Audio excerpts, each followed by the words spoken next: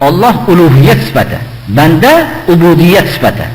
Qul hojasini, buyrug'ini qiladi. Undan mukofot olishlik uchun qilmaydi.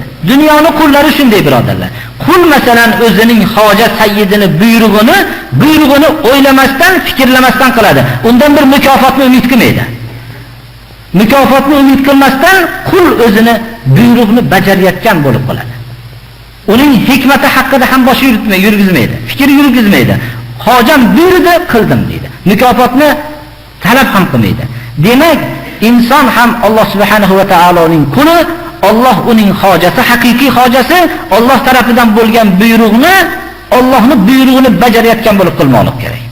Va Allohning buyrug'ini bajarayotgan bo'lgandek ixlos vujudga keladi, buyurgandek bajarishlik bilan kitob-u sunnatga muvofiq bo'ladi. Ana Alloh subhanahu va taolo endi buni jannat bilan mukofotlashligi unga marhamatan, fazlan uni mukofotlaydi. Uning qilgan amali Alloh tarafidan beriladigan jannatga loyiq bo'lmaydi. Shuning uchun ham Alloh subhanahu va taolo tarafidan biz mukofotga sazovor bo'lamiz. Nima bilan? Ixlos bilan birodarlar. Ana bu ixlos butun amallarning asosi, dinning negizi va mag'zidir. Agar ixlos sifati topilmasa, bu qilinayotgan amallar hammasi mana shu dunyoning o'zida qoladi birodarlar. Bizning kechasi turib ibodat qilganlarimiz agar Alloh rizosi uchun bo'lmasa, qilib yurgan yaxshiliklarimiz Alloh rizosi uchun bo'lmasa, bir ixlos bilan bir marta oddiy amalni qilgan odam bizdan afzal bo'ladi birodarlar. Shuning uchun banda o'zining har bir qilgan harakatini Alloh subhanahu va taoloning rizosini uchun qilmoqligi kerak. Men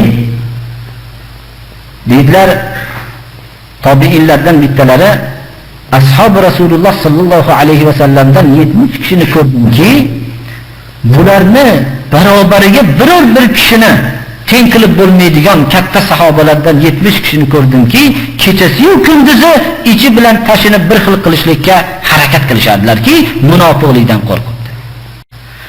Inson o'zining ixlos sifatini yo'qotishlik bilan munofiq safiga kiradi. Chunki iymon nima? Iqrorun bil lisan va i'tiqodun bil janan va amalun bil arkan. Iymon til bilan iqror bo'lish, qalb bilan e'tiqod qilish va islomning rukunlariga amal qilish. Uchovi. Munofiqda til bilan iqror bo'lish topiladi va rukunlarga amal qilish topiladi. Biz qatorimizda yurib namoz o'qiradi.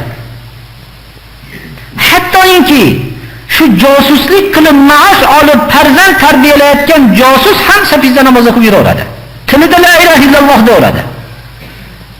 Agar til bilan bo'lgan amalga va zohirda ko'ringan amaldagi bilan mukofot barobar bo'ladigan bo'lsa, eng katta munofiq bilan eng katta ixlosli odamning mukofoti barobar bo'lgan bo'lardi. Demak, shu ixlos sifati topilmaganligi uchun o'rtadagi i'tiqodun bil janan, qalb bilan bo'lgan e'tiqod topilmaganligi uchun u do'zaxning eng pastki qismida bo'ladi. Shuning uchun birodarlar, agar bir shu ixlos sifatini paydo qilishlikka harakat qilmas ekanmiz, bizning amalimiz hammasi habata bo'ladi. Oyat kalimaning ma'nosi vallohu alam shuki va ma umiru illa liya'budulloha muxlisina lahud-din hunafa. Biz faqat tilimiz bilan iqror bo'lishga ma'mur bo'lmaganmiz. Yo'inki zohirda bir amal qilib qo'yishlikka ma'mur bo'lmaganmiz. Dinni faqat Alloh subhanahu va taoloning o'ziga xolis qilib, ixlos sifati bilan amal qilishlikka biz ma'mur bo'lganmiz.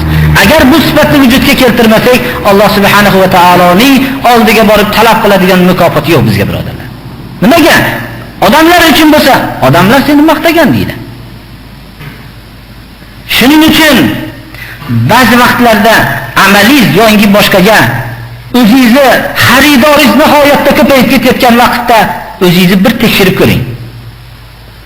Xaridoringiz yo'qolib borayotganda alhamdulillahki shu vaqtda menga ham ixlos sifati nasib bo'lyapti deb e'tiqod qilmoqligimiz kerak.